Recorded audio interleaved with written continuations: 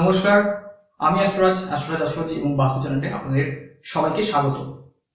আজকে মূলত যে বিষয়টি আলোচনা করব যে বাস্তুর মধ্যে 16টি দিকের মধ্যে কোন দিকে কোন দেবদেবীর পূজা অর্চনা করলে, কোন দেবদেবীর আরাধনা করলে সেই দেব বা দেবী সন্তুষ্ট হন, সেই দেবদেবীর সহজে আশীর্বাদ পাওয়া যায়, সেই সম্পর্কিত বিষয় নিয়ে আজকে আলোচনা করব।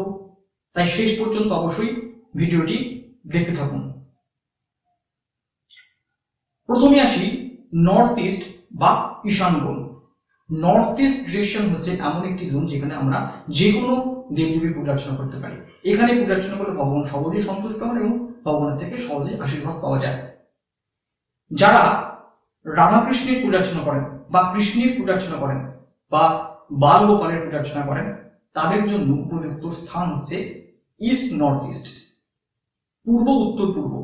এই পূর্ব উত্তর পূর্ব বা ইস্ট নর্থ ইস্ট ডিরেকশন হচ্ছে নর্থ ইস্ট এবং ইস্ট, ঈশান কোণ এবং পূর্ব দিকের মধ্যবর্তী স্থান।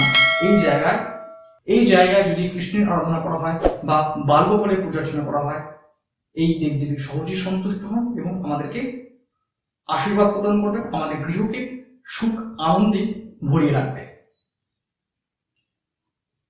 পূর্ব দিক, এই দিকে যারা নারায়ণের পূজা অর্চনা করেন বা বিষ্ণুর পূজা অর্চনা করেন বা সূর্যদেবের পূজা অর্চনা করেন বা রাম লক্ষ্মণ সীতার পূজা অর্চনা করেন, তাদের জন্য এই দিকটি, এই পূর্ব দিকটি হচ্ছে উপযুক্ত স্থান। এই দিকে এই দেবতারা সন্তুষ্ট হন এবং এই দেবতার পূজা অর্চনা করলে এই দিক দেবতার থেকে খুব সহজেই আশীর্বাদ পাওয়া যায়।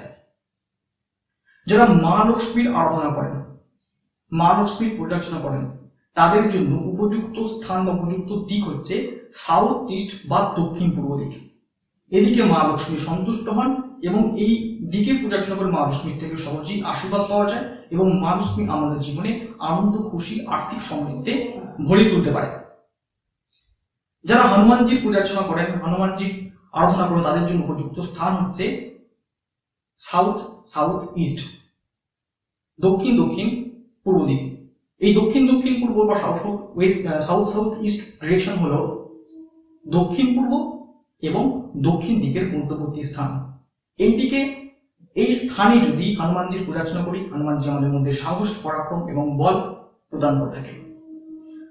দক্ষিণ দিক, এই দিকে মা দুর্গার পূজা অর্চনা করলে মা দুর্গা সন্তুষ্ট হন। বিশেষ করে যারা শক্তির আরাধনা করেন তাদের জন্য এই জোনটি উপযুক্ত স্থান। যারা মা সরস্বতীর পূজা অর্চনা করেন, বিশেষ করে বিদ্যার্থীদের জন্য, তাদের জন্য উপযুক্ত স্থান হচ্ছে ওয়েস্ট সাউথ ওয়েস্ট, পশ্চিম দক্ষিণ পশ্চিম। এই দিকটি হলো দক্ষিণ পশ্চিম এবং পশ্চিম দিকের মধ্যবর্তী স্থান।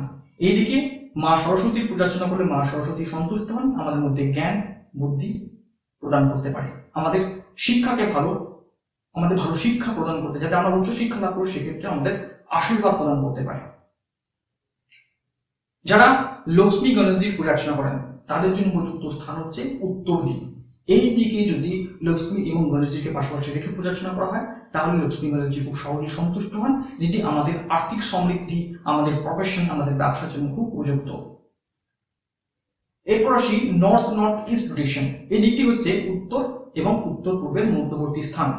এই দিকে যদি ধন্বন্তরী দেবতার পূজা অর্চনা করা হয়, মহামৃত্যুঞ্জয়ের পূজা অর্চনা করা হয়, তাহলে এই দেবতারা খুব সহজেই সন্তুষ্ট হন, যেটি আমাদের স্বাস্থ্যকে ভালো লাগে, আমাদের পরিবারের লোকজনদের স্বাস্থ্য খুব ভালো লাগে।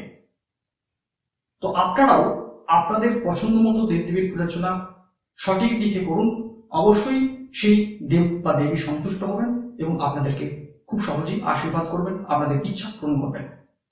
ভিডিওটি ভালো লাগলে লাইক, শেয়ার, কমেন্ট অবশ্যই করবেন। চ্যানেলটিকে অবশ্যই সাবস্ক্রাইব করবেন। আজকের মতো এই পর্যন্ত, দেখা হচ্ছে নেক্সট একটি ভিডিওতে। সকলে ভালো থাকুন, সুস্থ থাকুন, নমস্কার।